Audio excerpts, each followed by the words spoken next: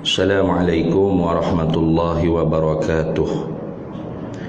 Ila hadratin nabiyil mustafa sayyidina rasulillah sallallahu alaihi wasallam wa ila kafatil anbiya'i wal mursalin wa li azwajihi ummahatil mu'minin wa li ahli baitihi wa dhurriyyatihi wa ashabihi ajma'in wa thumma ila arwahi masyayikhina wa muallimina wa ulama'ina wa khususan ila ruhi syekhi musannifi hadzal kitab wa usulihi wa furu'ihi wa man yantasibu ilaihi ajma'in syai'un lillahi lana wa lahumul fatihah. A'udzu billahi minasyaitonir rajim. Bismillahirrahmanirrahim. Alhamdulillahi rabbil alamin arrahmanir rahim maliki yaumiddin. Iyyaka na'budu wa iyyaka nasta'in ihdinas siratal mustaqim siratal ladzina an'amta 'alaihim ghairil maghdubi 'alaihim waladdallin. Bismillahirrahmanirrahim.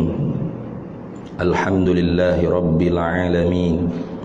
Wassalatu wassalamu ala sayyidina wa habibina wa syafi'ina wa zukhrina wa maulana Muhammadin wa ala alihi wa sahbihi ajma'in. Subhanaka la ilma lana illa ma 'allamtana innaka antal alimul hakim. Wa la hawla wa la quwwata illa billahil aliyyil azim.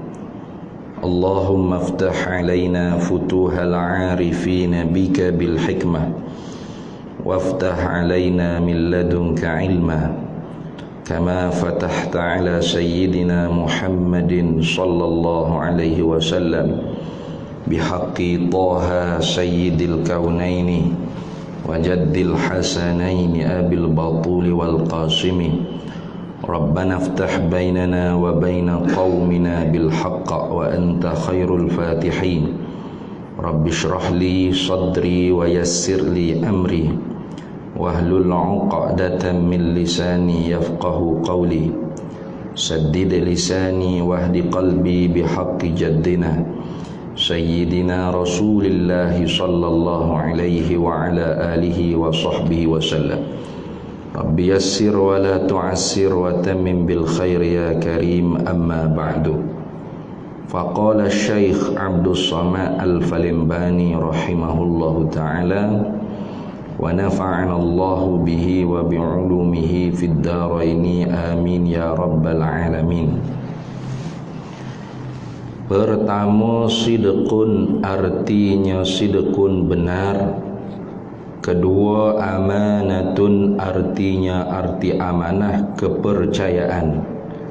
Ketiga, tablighun artinya tabligh menyampaikan segala barang yang disuruhkan mereka itu Rasul alaihimus salatu wassalam, menyampaikan dia barang kepada segala makhluk. Alhamdulillah. Para hadirin sekalian, kita sambung lagi muzakarah kita Hidayatus Salikin fi Suluki Maslakil Muttaqin karangan Syekh Abdus Samad Al-Falimbani rahimahullahu ta'ala.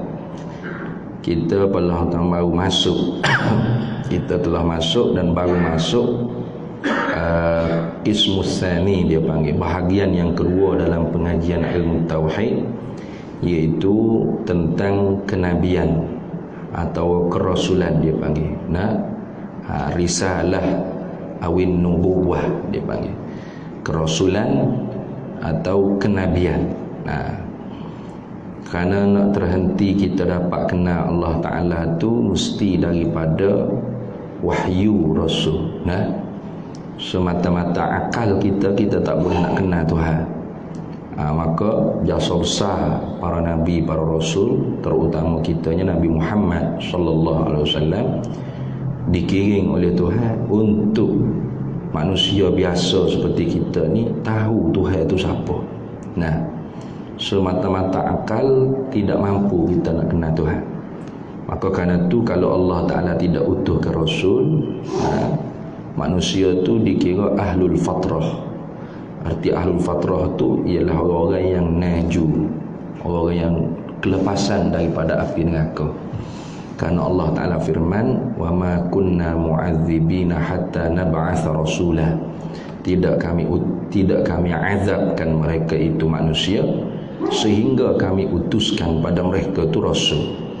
Maka kerana itulah orang-orang yang hidup di zaman yang tidak ada wahyu, dan rasul tidak diutuskan, maka mereka tu syurga rahmat Allah Ta'ala. Masuk syurga rahmat Allah Ta'ala, bukan syurga darajah lah. Macam kita orang mukmin ni syurga darajah. Masuk syurga tu memang kerana rahmat Allah, tapi masuk syurga tu syurga darajah. Orang-orang yang kelepasan dengan free begitunya masuk syurga rahmat dia panggil. Maka termasuklah mereka yang ahlul fatrah, ialah abawain Nabi sallallahu alaihi wasallam, iaitu ibu bapa Nabi kita Muhammad sallallahu alaihi wasallam, yang mana wafat kedua-duanya belum lagi Nabi kita tu jadi rasul. Kalau gitunya hari itu dia kata sifat-sifat yang mesti pada tubuh badan segala rasul tu 3. 3 ni kita menjalani di atas pendapat Maturidiyah. Kalau Imam Abul Hasan Al-Asy'ari dan Asy'ariyah, ulama-ulama Asy'ariyah, perkara yang mesti kita kena tahu ada di tubuh orang jadi rasul ni 4 perkara. 4 perkara tu lebihnya ialah fatanah. Abu Mansur Al-Maturidi, Imam Abu Mansur Al-Maturidi dan ulama-ulama Maturidiyah, dia tak bila ada fatanah. Sebab apa dia tidak bilang fatanah? Sebab fatanah tu masuk dengan secara automatik dalam tabligh. Kerana orang yang nak menyampai ni kena cerdik. Kalau bodoh tak boleh menyapa. Kalau menyapa juga hanya marah ke orang, enggak bodoh kat sini.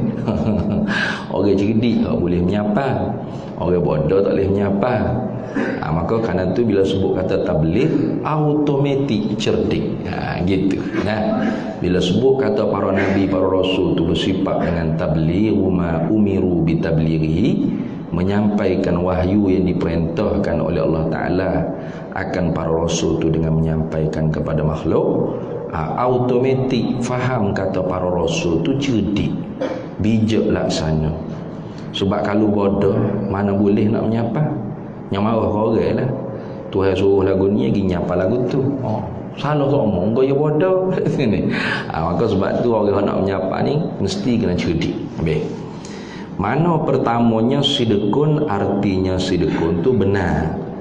Benar Nabi pada perkataan, pada perbuatan dan pada ahwal hati para Nabi.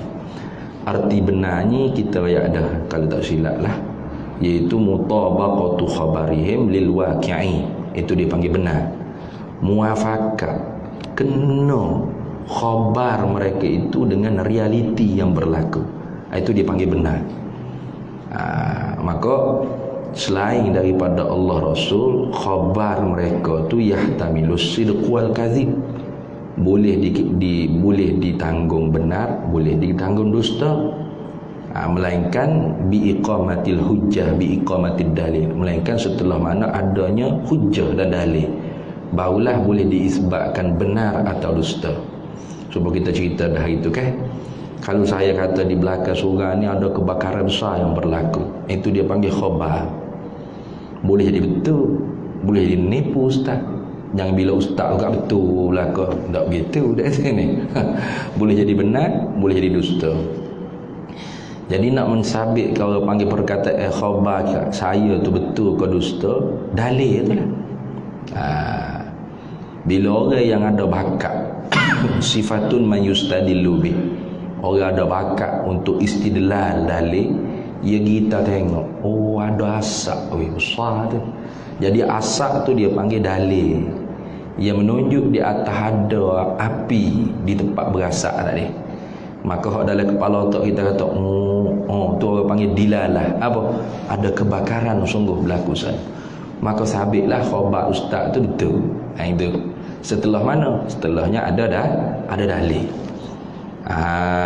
Tu kalau tak ada dalil, kita tengok tak ada apa pun, api pun tak ada. Jangan kata asap, api pun tak ada. Maka kalau gitu khabar tadi itu dusta. Gitu. Adapun khabar daripada para rasul, itu tidak boleh diihtimal seperti itu. Pasti apa yang dia sampaikan, apa yang mereka sampai itu benar. Benar. Sama ada kita tu ada sifatun mayustadilu bih, ada kriteria orang yang boleh berinteraksi dengan dalil, atau tak ada. Tak ada kira. Dia tidak kira sebelah kita. Macam tadi, dia kira juga orang nak ita tu kenalah ada orang panggil kriteria orang yang layak untuk melihat. Ya kita tengok dia buta, kita tengok tak ada pun orang kata gelap lemak. Kalau gitu bukan tak ada dalil, itu awak sendiri buta. Macam orang lain ni lah, dia sendiri baca Quran, dia sendiri tak faham gapo. Dia buta. Maka dia kata tak ada dalil, ulama buat tak ada dalil. Padahal bukan tak ada dalil, dia tu yang tidak celik. Itu dah habis. Maka mana dalilnya orang panggil benar para rasul, iaitu pada mukjizat mereka. Tu tanda kata benar para rasul pada dakwah mereka tu ialah pada mukjizat. Apabila orang dulu orang ada mengaku jadi rasul, orang manusia akan cepat minta mana mukjizat. Kalau ada mengaku saya ni ialah rasul Tuhan, utusan Tuhan, maka selalu dah umat ni minta mana mukjizat. Sebab apa? Mukjizat ni menempati pada tempat firman Allah, sadaqa abdi fi kulli ma yuballighu anni. Seolah-olahnya Tuhan firman, mukjizat tu ialah seolah-olah Tuhan kata pada kita, telah benar hamba-Ku ini daripada tiap-tiap perkara yang dia sampaikan daripada Aku. Tiap perkara apa dia dakwa tu betul. Itu mukjizat. Maka sebab tu mukjizat tu dipanggil amrun khariqun lil adati yazharu ala yadin nubuwati. Perkara yang mencarikan adat, yang zahir, yang nampak jelas pada diri orang yang mendakwa kenabian. Bila yang mengaku jadi nabi, pasti dah akan ada mukjizat. Maka kenapakah tidak Tuhan terus firman situ selalu? Dia kata saya jadi nabi, saya ialah nabi, saya adalah rasul. Orang pun kata mana bukti? Bunyi suara sadaqa abdi fi kalau lagu tu boleh tahan mengaku lah belakang pasal keset kau ni buang tuan speaker ni. Tu lagi pula dilalatul fi'liyah aqwa min dilalatil qawliyah. Dilalah perbuatan itu lebih kuat berbanding dilalah percakapan. Maka mukjizat ni perbuatan Allah, gitu dah, perbuatan Allah. Tapi perkara tersebut tu tak serupa dengan hak kebiasaan Allah buat. Supaya kita kata kebiasaan Allah Ta'ala buat, bulan tu bulan. Maka bila mukjizat ni boleh buat perkara hak tidak kebiasaan Tuhan buat. Mana Tuhan buat boleh pecah dua bulan. Iqtarabatis sa'atu wan syaqqal qamar. Dalam Quran sebut kan, iqtarabatis sa'atu wan syaqqal qamar. Dekatlah oleh kiamat, dan terbelahlah bulan, terbelah bulan. Jadi nabi tu boleh belah bulan. Apa mukjizat salah satunya? Belah bulan. Tu. Jadi hijab membelah bulan hakikatnya Allah buat jadi bulan tu terbelah. Tidak seperti sedia kala bulan. Biasanya bulan ni bulan, Tuhan belah dua. Itu nak menunjuk kata bahawasanya dakwah Nabi itu benar. Kenapa? Kerana perbuatan Tuhan belah bulan tu sehingga dinamakan mukjizat kepada Rasul tu, itu dia panggil menempati pada tempat firman Allah Ta'ala, telah benar hamba-Ku pada apa dia dakwa. Apa kita buat misadah hari tu, kalau dalam stadium tu satu harinya raja minta rakyat jelata berkumpul ramai-ramai. Tiba-tibanya dalam ramai-ramai rakyat jelata duk berkumpul ni, bangun satu orang hamba Tuhan ni mengaku kata, saya ni tuan-tuan yang mulia ialah utusan duli yang maha mulia Tuanku. Nah, tu khabar dia. Jadi orang pun yo kau dia ni nampak biasa lekeh je. Nah, dia pun kata mana? Bukti benar kata saya ni ialah utusan tuanku yang mulia ni ialah bila saya kata tuanku duduk bangun 3 kali, itu menunjuk kata saya benar kata utusan tuanku. Raja tu bila dengar kata utusan dia kata duduk bangun 3 kali, raja pun bangun duduk 3 kali. Itu kan orang panggil perbuatan yang mencari adat. Panggil tu ni. Mana ada raja duduk bangun 3 kali itu. Tapi raja buat duduk bangun. Rakyat jelata tengok belakang. Mana raja duduk bangun 3 kali. Betul sungguh. Tu kan. Daripada perbuatan raja duduk bangun 3 kali itu, difahamkan betul dakwah si hamba Tuhan tadi yang mengaku kata jadi utusan kepada raja tu. Tanpa perlu raja ambil mikrofon, betul tak ya? Perbuatan raja duduk bangun tu lebih kuat daripada raja ambil mikrofon kata betul apa yang didakwa oleh hamba Tuhan tadi tu. Itu nak ayat kata dilalatul fi'liyah aqwa min dilalatil qawliyah. Benda hak direti dengan secara perbuatan itu lebih kuat berbanding benda hak direti dengan secara percakapan. Macam kita mengaji bab semaya lah. Kalau mengaji ikut dalam kitab tanpa praktikal, ke bila tak reti? Reti juga, tapi reti itu orang panggil tak jelas mana. Sebab tu mengaji kitab fiqh mengaji, tapi kalau semaya duk retak gitu lagi tangan. Duk hayung gitu lagi. Apa? Yang ngaji kau kitab saja, sambil-sambil tengok kitab tidur.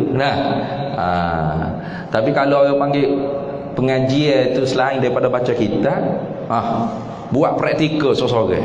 Bangun. Qiyam. Bukan takbir. Rokok, praktikal itu perbuatan kan. Tu kemah. Salah tu tak betul tu. Salah lagu ni ustaz weh. Salah. Pas lagu mana betul? Lagu ni. Perbuatan tu lebih kuat daripada percakapan. Itu. Sebab tu ada juga orang Arab kata lisanul hal afsahu min lisanil maqal. Lidah kelakuan itu lebih fasih, lebih jelas berbanding lidah percakapan. Orang bercakap gitu gini boleh cakap lah kau mana lidah ni tak ada tulis, tapi hak dia buat tu adakah sama dengan berapa hak dia bercakap? Kadang-kadang beza. Jadi sebab itulah dari segi psikologi nak didik anak pun perbuatan kita tu lebih fasih daripada percakapan kita. Kalau kita duk suruh anak pergi semaya, kita sendiri duk tengok TV kekeng tengok Hindustan ni. Anak kita tu tengok, teruk pok aku duk suruh orang aja semaya, dia duk semaya ni. Tapi kalau pok tu dia didik dengan perbuatan, dia pun pergi semaya. Walaupun dia suruh sekali lah, anak tu akan contoh perbuatan bapa. Tu perbuatan tu lebih kuat daripada percakapan. Baik. Jadi kalau tidak benar para nabi, tentu dusta para nabi. Kalau dusta para nabi, dusta juga Tuhan. Sebab apa? Tuhan membenarkan para nabi. Maka tasdiqul kadzib kizbun, membenarkan si pendusta tu dusta juga. Kita tahu kata orang tu pelawak, nipu. Kita kata betul. Kan kita pun pelawak juga. Sebab apa? Sebab kita membetulkan benda yang dusta. Maka kita pun turut dusta. Macam di mahkamah kan. Kita tahu kata dia tu salah, kita jadi saksi kata dia tu tak bersalah. Orang tu dusta dah. Kita pula pergi sokong si pendusta, kita juga pendusta. Maka kalau Tuhan tu membenarkan para nabi, sedangkan para nabi itu pendusta, maka pendusta juga Tuhan. Maka berdusta Tuhan itu mustahil. Boleh kita kata Tuhan pendusta? Dusta Tuhan, pelawak tu. Mustahil ala Allah. Maka sabitlah para nabi itu bersifat dengan benar. Tentu tidak dusta. Sebab apa? Sebab kalau para nabi itu dusta, maka dusta juga Tuhan. Sebab apa dusta juga Tuhan? Sebab tasdiqul kadzib kizbun, membenarkan si pendusta itu dusta juga. Maka Tuhan berdusta itu mustahil. Kalau tak boleh terima dengan kepala otak kita Tuhan itu pendusta. Mesti Tuhan juga seorang yang satu zat yang maha benar. Yang kata seorang dia ni, satu zat yang maha benar itu Tuhan. Tu apa hak dia royak, apa hak dia khabar, apa hak dia setuju, apa hak dia membenarkan satu benda tu pasti juga benar. Maka benar jugalah para nabi. Habis. Kemudiannya kedua, amanatun, arti amanah kepercayaan. Apa makna kepercayaan? Yakni ismatuhum an fi'lil manhi. Tu mana ismatuhum, terpelihara para nabi para rasul tu an fi'lil muharramat au makruhat au khilafil aula. Itu terpelihara para nabi para rasul tu daripada mengerjakan manhi, benda hak dicegah. Gapo benda hak dicegah? Benda haram dicegah, benda makruh pun dicegah. Jadi makruh ni bukan buat tak apa dah. Makruh ni kena tinggal. Itu talabut tarki. Itu tuntut daripada syarak supaya kita jangan buat. Tapi syarat tuntut kita jangan buat tu bi ghairi jazimi, tanpa dengan tuntutan yang putus. Mana tak putus. Sekira-kira yusabu ala tarkihi wa la yu'aqabu ala fi'lihi, diberi pahala kerana kita tinggalkannya dan tidak dijanji seksa kalau kita buat. Itu makruh. Jadi makruh ni bukan buat tak apa, kena tinggal. Bukan nak buat tak apa, nak tinggal pun tak apa. Dah bukan gitu. Kena tinggal. Tu makruh. Tapi kena tinggal tu tak putus. Tak serupa dengan haram. Haram ni tuntut tinggal dengan tuntutan yang putus. Sekira-kira kalau kita buat dijanji seksa. Kalau kita tinggal kerana Tuhan, dapat syurga, dapat pahala. Itu dia panggil haram. Jadi kata para nabi itu amanah apa? Terpelihara mereka itu daripada mengerjakan perkara yang dicegah, yang dilarang. Apa perkara yang dicegah, yang dilarang? Benda haram, para nabi tak buat. Benda makruh, para nabi tak buat. Hatta khilaful aula. Apa khilaful aula? Menyalahi yang lebih pun para nabi tak buat. Tu. Mana contoh kita kata semaya witir. Kita ambil contoh mudah, semaya witir. Semaya witir ni sekurang-kurang witir satu rakaat. Betul tak? Serakaat tu sekurang-kurang witir. Sekurang-kurang akmal, sekurang-kurang sempurna witir ni 3 rakaat. Seakmal, sesempurnanya witir tu 11 rakaat. Ada. Maka adakah Nabi buat 1 rakaat atau 3 rakaat atau 11? Jawabnya Nabi buat 11 rakaat. Itu. Lepas tu Nabi tak buat langsung ke 1 rakaat atau 3 rakaat? Bukan tak buat langsung. Nabi buat juga. Tapi perbuatan Nabi itu bukan menunjuk kata benda tu orang panggil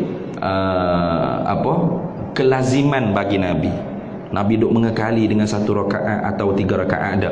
Nabi buat juga 1 rakaat atau 3 rakaat tu li tasyri'il ummah li ahkami syar'iyyah, untuk mengajar, li ta'limil ummah li ahkami syar'iyyah, nak mengajarkan umat akan hukum syariat.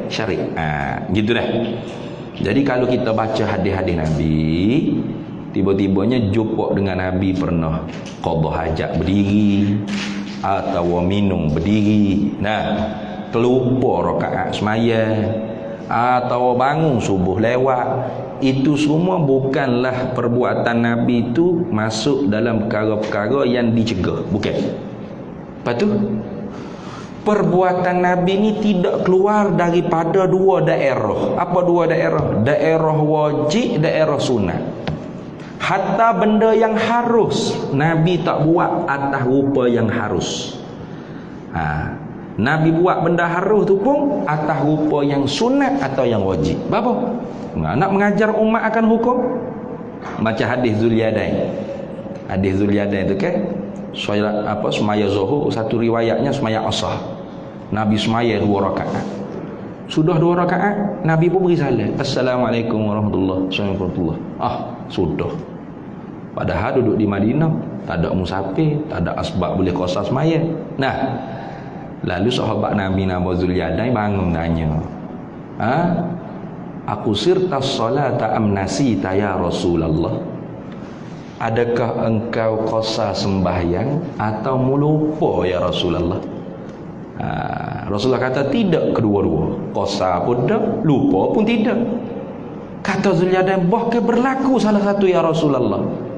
Rasulullah paling ke sahabat lain, benarkah apa hak Zulyadain kata? Sahabat kata, ya Rasulullah. Betul ya Rasulullah. Rasulullah pun bangun, sambung pula 2 rakaat.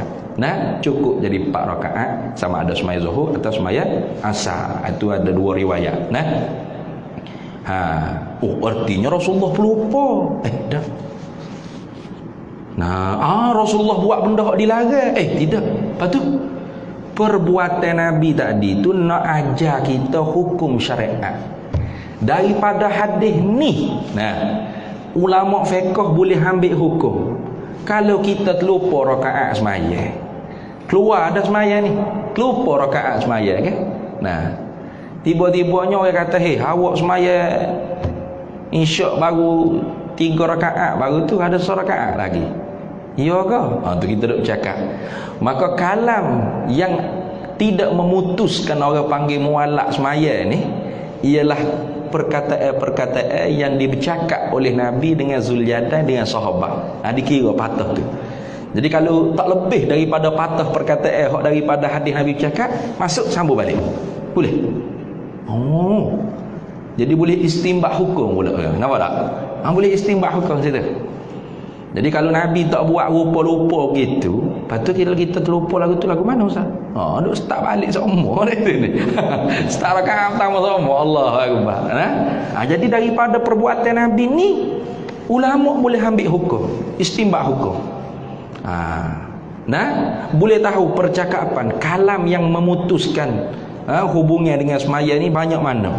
Dia kira perkataan hak Nabi bercakap dengan Zulyadain dengan sahabat tadi. Jadi kalau kita terlupa, Assalamualaikum warahmatullahi. Orang pun ayat, mu baru 3 rakaat baru isyak ni. Ya ke? Sungguh. Baru berapa patah perkataan baru tu. Tu tak lebih lagi daripada perkataan hak dibertutur oleh Nabi dengan Zulyadain dengan sahabat tadi. Masuk semaya, sambung pula 1 rakaat lagi. Tak putus lagi. Kalau lebih daripada tu, putus, tak balik. Itu banyaklah. Antara lain lagi Nabi pernah musafir dengan sahabat. Tu musafir dengan para sahabat. Tiba-tibanya subuh tu bangun lewat 10 pagi lah kita ni. Subuh dia nesor dah ada ni.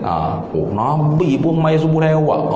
Gitu kalau kita baca hadis, jumpalah hadis lagu-lagu tu. Jangan kata Nabi bufak kita juga. Okey. Nabi nak menyatakan li ta'limil ummah li ahkami syar'iyyah. Nak ajar kepada umat hukum hakam syariat. Pas lagu mana perbuatan Nabi? Nabi suruh azan. 10 pagi tu azan. Semaya sunat qabliyah, lepas tu iqamah, semaya subuh berjemaah, bacaannya nyaring. Lagu tu.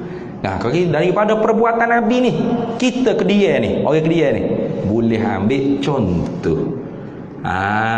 Tu kita tak sedap pukul 10 pagi. Lepas tu start kereta pergi pejabat lah dia, tak payah semaya. Jangan semaya qada. Pala mana Ustaz? Kalau kira dengan lengkapnya seperti kita semaya tunai. Apa? Sebagaimana perbuatan Nabi dalam hadis. Nabi suruh azan, Nabi semaya sunat dulu, kemudian Nabi suruh qamat, kemudian semaya berjemaah dengan bacaannya nyari. Kalau kita dalam rumah seorang boleh buat lah. Kalau pergi qada di masjid jangan buat, kejut habis orang dia kata ni. Semaya duha apa azan siap qomat siap. Nah, tu rupanya qada. Kalau semaya di masjid qada tu tak selalu macam regalah. Nah, nanti kantoi. Semaya apa jadi. Nah, artinya perbuatan Nabi tadi tu sengaja ke? Nah, sengaja nak mengajarkan umat akan hukum. Bukan Nabi lupa, bukan Nabi melanggar perintah Tuhan. Nabi buat perkara-perkara yang haram, makruh dan khilaful aula. Tidak. Sebab apa? Sebab Nabi ni amanah. Apa amanah? Nah, ismatuhum, terpelihara mereka itu an fi'lil muharrami, daripada mengerjakan perkara-perkara yang haram. Nah, au makruhin, atau perkara yang haram, hatta khilaful aula, sehinggalah khilaful aula pun. Apa khilaful aula? Menyalahi yang afdal. Para nabi itu tidak mengekali buat benda tu. Hanya kalau ada buat juga, itu sebagai nak menyatakan hukum kepada umat. Nah, ada pun hak nabi buat pasti hak afdal. Gitu. Nabi tak akan buat hak menyalahi afdal.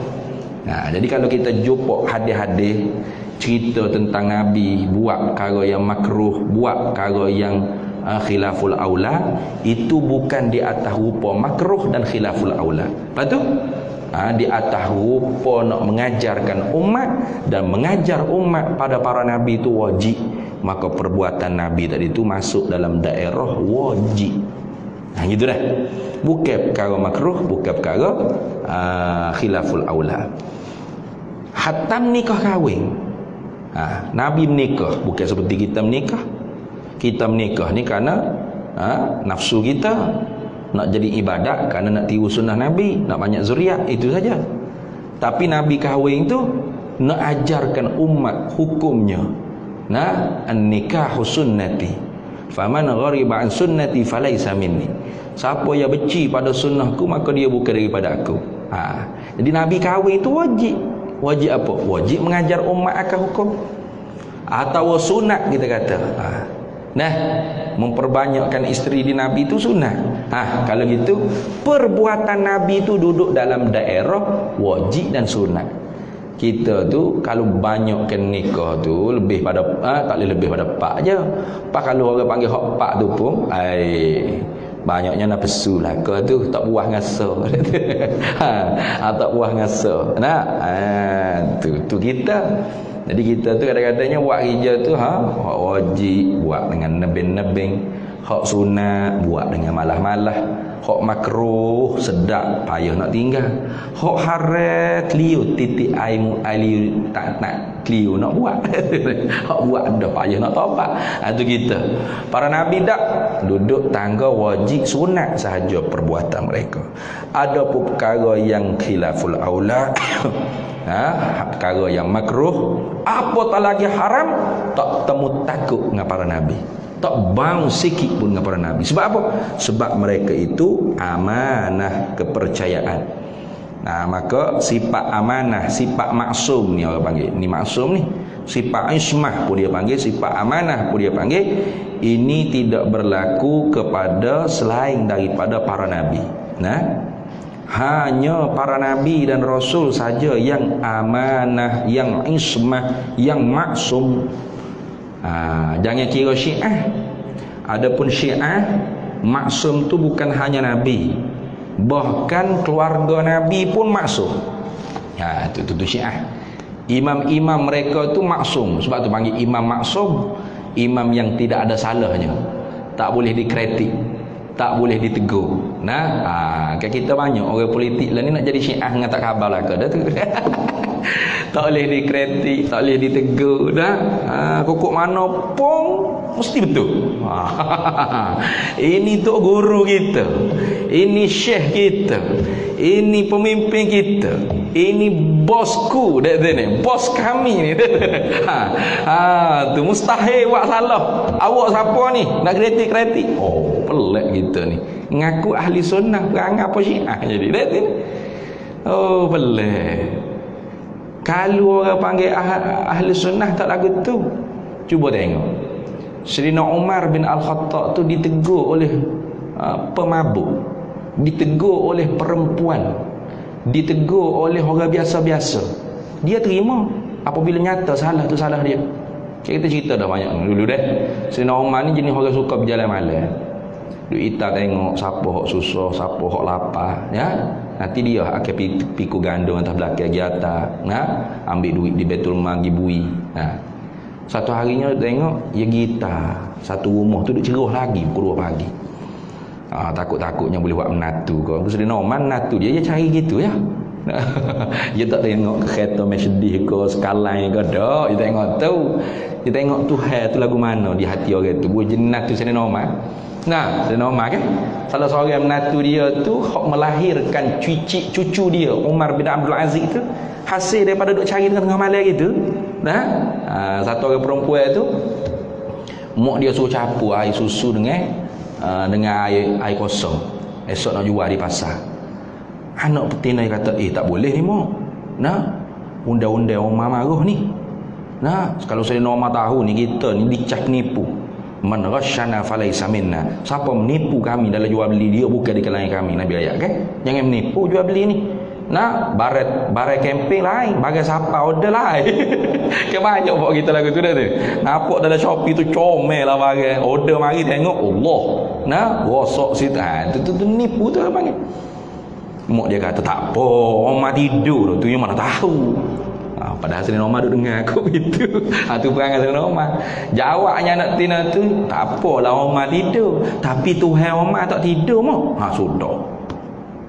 Umar dengar lagu ni kat esok atas masuk rombongan minah lalu jadi natu ya.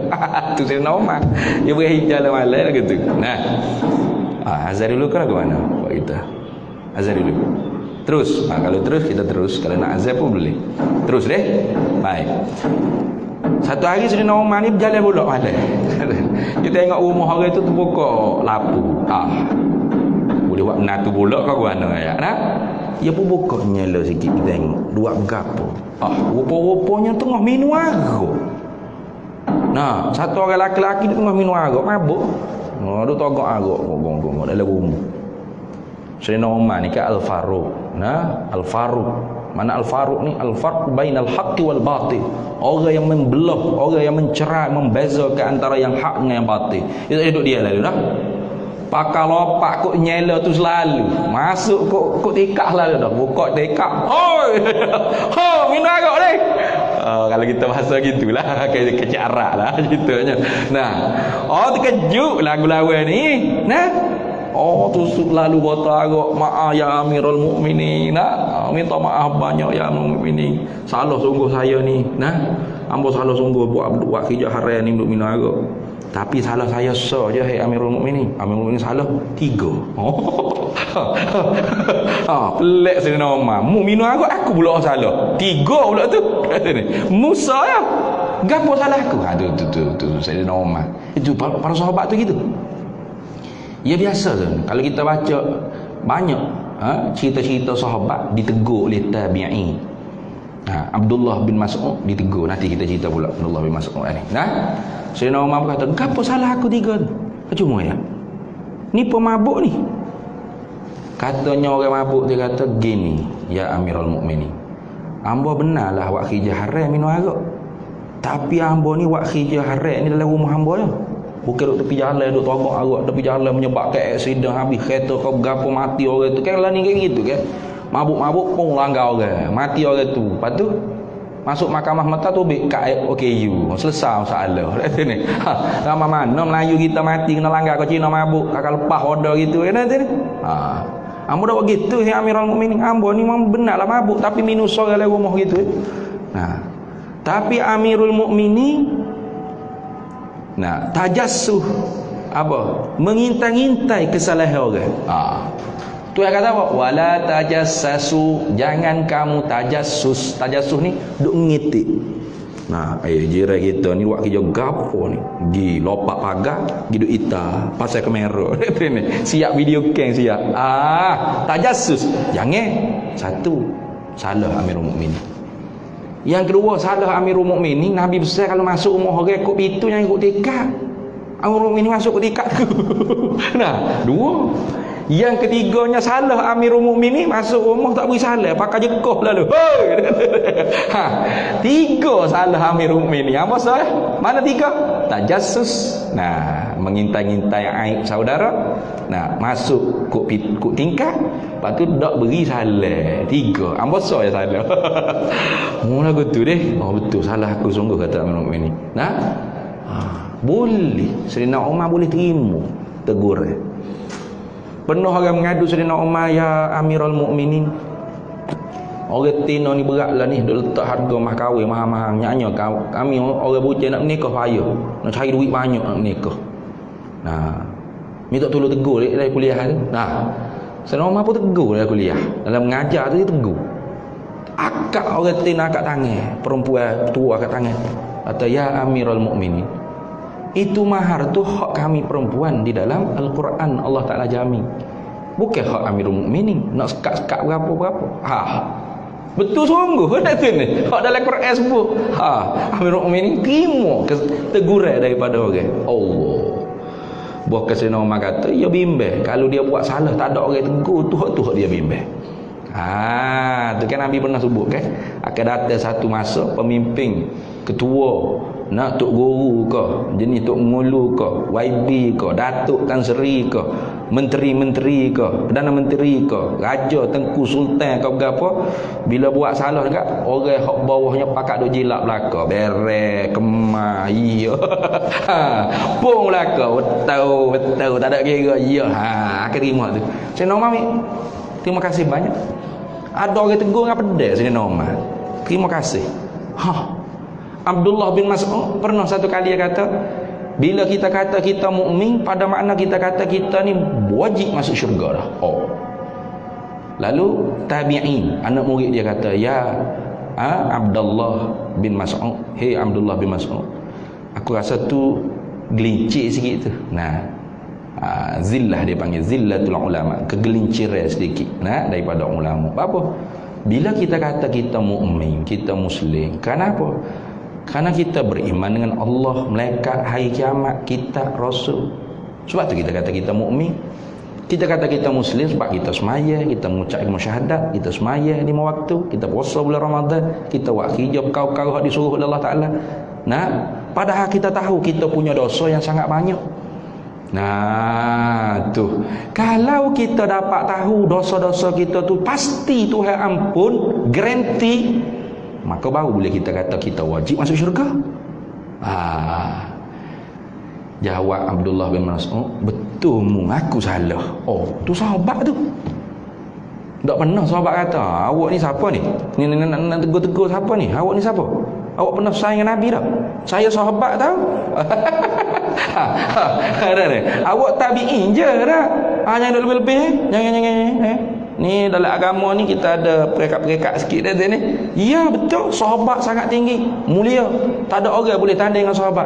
Tapi kemuliaan dia tu tidak menjadikan mereka tu takabur. Bahkan mereka tu tawadhu. Karena takabur tu orang yang tidak boleh menerima kebenaran. Betul tak? Nabi sebut dalam hadis kan? Takabur tu orang yang tak boleh menerima kebenaran. Nabi kata tak masuk syurga orang yang ada dalam perut bedah dia tu sebesar zarah takabur. La yadkhulul jannah man fi qalbihi mithqala dzarratin min kibir. Sahabat kata, adakah takabur tu pakai semak-semak, pakai kok, pakai necktie, pakai seluar, kemah napuk naik kereta po Ferrari. Nah, itu kata takabur. Pakai hak comel-comel ni kata dah. Nabi kata, Allah Maha comel, Allah Maha cantik. Allah suka benda-benda yang cantik. Dan bukan takabur tu pakai benda comel-comel, tapi takabur tu orang yang menyik, mempelekeh orang lain dan menolak kebenaran. Gitu kan Nabi sebut dalam hadis yang panjang dia tu. Nah, tu. Jadi sahabat Nabi walau pangkatnya tinggi, hatinya tawadhu. Gitu kan? Walau salah, ditegur di khalayak dengan pedas sekalipun. Biadab dah. Macam biadab tegur dengan pedas begini ke Sayyidina Umar. Sayyidina Umar boleh terima. Banyak kalau kita baca kisah-kisah para sahabat tersalah bila dinasihat, dikritik, diberi teguran oleh mereka yang bukan level dia, bawah tabi'in, mereka terima dengan lapang dada. Bapa kita nak lebih, bapa kita nak jadi bukan nak jadi sahabat kita ni, nak lebih pada sahabat, nak jadi nabi nah. Tak boleh kritik, tak boleh. Nah, kritik sikit kak, sudah buah lalu dah. Kalau parti tu parti ni. Nah, tu tak boleh dah. Maki selalu dah.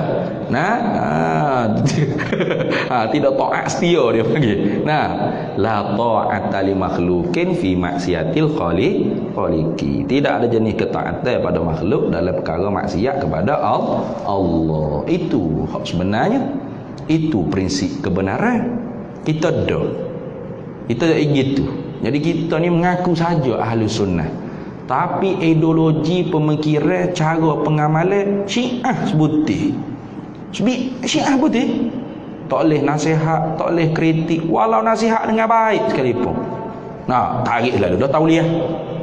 Gantung lalu dah tauliah. Pandai-pandai nasihat majlis agama. Baik aku tarik tauliah. Jadi Syiah kawan lah ni. Maksud kawan.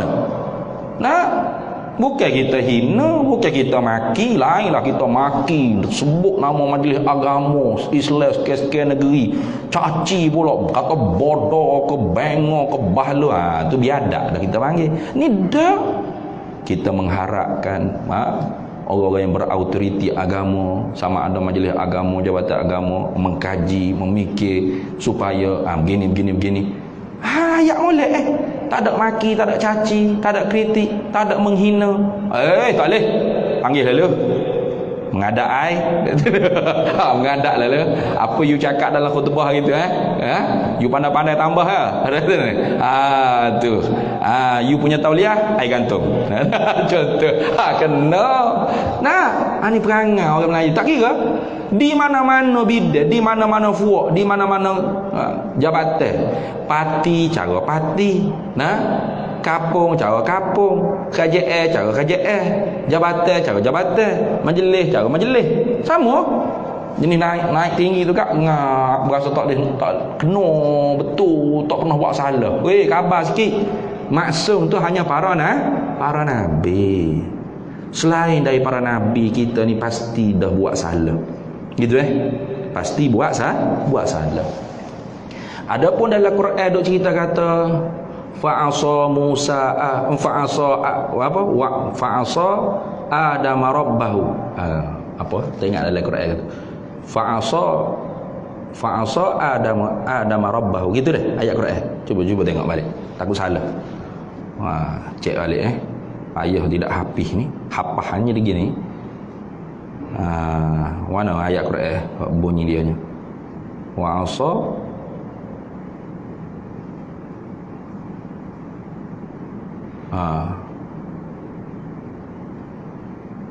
wa'asa Adamu rabbahu. Aduh, ayat Quran wa'asa Adamu rabbahu faghawa. Surah Taha. Apa makna? Kalau kita terjemah agak wa'asa asa maksiat kan? Dan telah bermaksiat oleh Adam akan Tuhannya. Ni dalam Quran kata para nabi buat maksiat agak ni. Nabi Adam buat maksiat. Oleh kira buat kita ni jenis orang panggil baca Quran saja, ngaji malah. Lepas tu baca terjemah. Asa situ bukan maknanya asia maksiat. Asa dengan makna nasia lupa. Gitu wa asa Adamu rabbahu artinya nasia Adamu rabbahu. Telah lupa oleh Adam akan Tuhannya. Itu. Lupa bukan buat maksiat. Itu dijawab oleh ulama kita Ahlus Sunnah wal Jamaah. Jadi apa yang kita baca dalam Quran dalam hadis yang menunjuk mafhum zahir tu seolah-olah seperti para nabi, para rasul pun buat salah. Maka kita kena tanggung masuk di dalam mimbabil hasanatil abrar sayyiatil muqarrabin gitu. Apa? Masuk daripada bab buat baik orang-orang yang buat baik itu masih lagi kejahatan di sisi orang-orang yang dekat makom kedudukan mereka dengan Allah. Contoh nak mudah faham ginilah. Kita kalau pukul 12 tengah hari nak makan nasi, boleh tak? Boleh. Pukul berapa? Boleh. Pukul 11 boleh. Pukul 12 boleh. Pukul 1 boleh. Tak ada undang-undang berapa. Tapi bagi memanda menteri hok duduk dekat dengan sultan, dia ada jadual dia. Contoh Nah, contoh kita kata sultan ni dia cara jadual makan dia bersama dengan menteri ni, nak bersantak dengan menteri-menteri ni, pukul 12 tengah hari baru boleh bersantak. Tu pun syarat kena tunggu raja dulu puak makanan mulut. Barulah menteri pun puak boleh makan. Tiba-tiba satu hari raja siapa lewat tempat bersantak. Nah itu ni. Lambat lelaki perut kawan raja Allah Alam lah. Seorang menteri ni perut lapar ni lambat tu aku ni. Nah. Oh, tengok ayam golek, kambing golek. Nah, segala benda hok golek ada belakang depan ni. Ngak perut. Tak boleh tahan ni. 12 suku raja tak masuk lagi tempat bersantak. Menteri ni pun ambil selalu dah pohon ayam so puak makan. Dekat sini. Belai-belai duk makan tu tiba-tibanya raja masuk. Raja pun tengok. Makan dah tak tunggu aku. Nampak tak? Murka dah raja. Murka, marah. Sudah makan tu gak, raja pun kata, ngawal, bawa menteri ni penjara. Jago. Rakyat jelata bawah dengan cerita bergerak. Makan pukul 12 suku pun kena berjaga juga. Pelik benar kesalahan dia. Kita bedah habis 2 buku nasi kerabu dah. Lebih 2 buku dah. Tak ada kena berjaga ke apa. Moga-moga orang rapat dengan raja. Nah, menteri tu orang rapat dengan raja. Gitu. Jadi para nabi tu orang rapat dengan Tuhan. Kesalahan yang bukan kesalahan di kita, maka dikira kesalahan di sisi para nabi.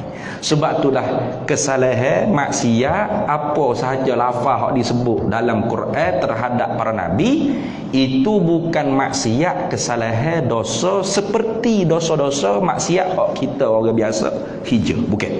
Kena yang gitu dah. Sebab apa? Sebab para nabi itu amanah. Apa amanah? Maksum ismatuhum an fi'lil muharramat au karah au makruhat au khilafil aula. Hatta khilafal aula. Gitu. Jadi para nabi itu maksum. Apa maksum? Terpelihara mereka itu daripada mengerjakan perkara yang haram, perkara yang makruh, hatta khilaful aula, sehingga perkara yang menyalahi ke hak lebih pun para nabi tak buat. Bawarik dalam Quran tu Nabi Adam makan buah khuldi ke apa tu, itu semua tu hasanatil abrar sayyiatil muqarrabin. Ini gitu. Yang kata nabi-nabi buat maksiat juga yang akidah kita tu teruk pada Syiah lagi kalau lagu tu. Nah, ni Syiah tak kata lagu tu. Syiah kata para nabi maksum, para imam ahlul bait pun maksum. Tu salah dia tu. Kita tak, para nabi saja maksum. Apa maksum? Terpelihara secara akal dan adat, tidak melakukan mereka itu perkara-perkara yang haram, perkara-perkara yang makruh, perkara yang khilaful aula. Mustahil berlaku pada akal serta tak berlaku pada adat. Gitu. Pahak berlaku juga tu bukan kesalahan dosa seperti dosa kita dah. Itu martabat yang lain daripada martabat seperti menteri tadi itulah. Tu kiahnya gitulah lebih kurang nak mudah faham. Itu habis. Lepas tu Allah Ta'ala kata innama yuridullahu liyudhhiba ankumur rijsa ahlal baiti wa yutahhirakum tathira. Tengok dalam Quran sebut tu. Ni Syiah dalil ayat ni. Innama hanya sanya yuridullah, menghendakilah oleh Allah. Yudhhiba menghilangkan segala kekotoran daripada ahlul bait wa yutahhirakum tathira, mensucikan ahlul bait sesuci-sucinya. Itu dalil ahlul bait masuk. Jawabnya itu bukan dalil para ahlul bait, para wali-waliullah itu maksum bukan, para imam itu maksum bukan. Itu dalil menunjukkan para aulia illah, para imam, para ahlul bait itu ialah mahfuz dipanggil. Mahfuz beza dengan maksum. Mahfuz artinya Allah menjaga juga mereka daripada melakukan kesalahan. Serta berlaku mereka melakukan kesalahan, tapi segera mereka bertaubat. At-taibu minaz zambi kaman la zambalah. Orang yang taubat daripada dosa seperti orang yang tidak berdosa. Maka suci tak? Suci. Bukan macam kita. Kita tak tahu Tuhan jaga kada. Pas bila buat maksiat, payah nak taubat. duk tangguh seumur nanti kau dululah muda lagi duk main muda lagi dia umur 50 muda lagi dah akhirnya tak tobat pak mati tak tobat ni kita orang wali orang aulia para imam para ulama dak itu mereka tu dipelihara oleh Allah mahfuz artinya apa makna mahfuz Tuhan jaga serta berlaku mereka buat dosa tapi segera mereka bertaubat itu beza mahfuz dengan maksum macam tadi Umar mahfuz berlaku tak buat salah berlaku bila dikritik ditegur diberi nasihat terima dia itu taubat oh ya salah saya astagfirullahalazim itu panggil mahfuz itu dah bukan mahfuz Omar tu habis itu ketiga tablighun wallahu a'lam tabligh ni kita sambung lepas raya Ramadan dah kita ni Ramadan dah lepas raya insya-Allah mudah-mudahan panjang umur belaka untuk kita insya-Allah wallahu a'lam wa ilmuhu atam bismillahirrahmanirrahim Allahumma inna nas'aluka min khairi ajili wa ajilihi ma 'alimtu minhu wa ma lam na'lam wa nas'aluka al-jannata wa ma yuqarribu ilaiha min qawlin wa 'amalin wa niyyatin wa i'tiqad wa na'udzu bika minan nar wa ma yuqarribu ilaiha min qawlin wa 'amalin wa niyyatin wa i'tiqad wa nas'aluka min khairi ma salaka 'abduka rasulika nabiyyuka Muhammadun sallallahu alaihi wasallam Allahumma faqihna 'ilma asy-syari'ati wal ma'rifati wat tariqati wal haqiqah wasta'malna biha bihaqqi sayyidina Muhammadin sallallahu alaihi wasallam rabbi fanfa'na bi barakatihim wahdina al-husna bi hurmatihim wa amitna fi tariqatihim wa mu'afatin minal fitani wa sallallahu wasallam ala sayyidina Muhammad walhamdulillahi rabbil alamin